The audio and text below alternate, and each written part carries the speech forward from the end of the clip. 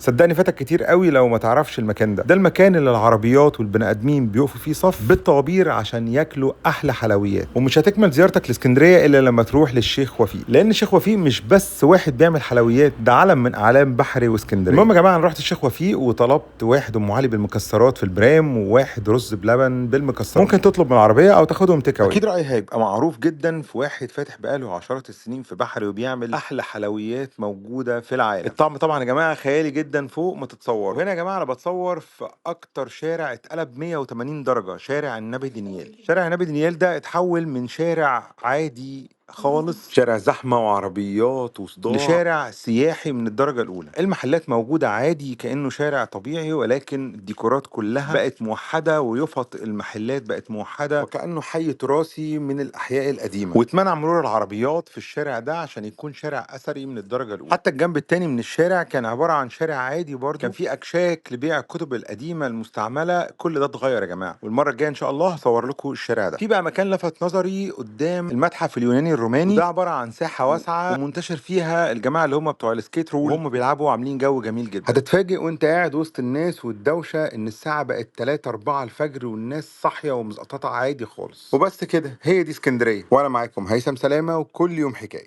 سلام.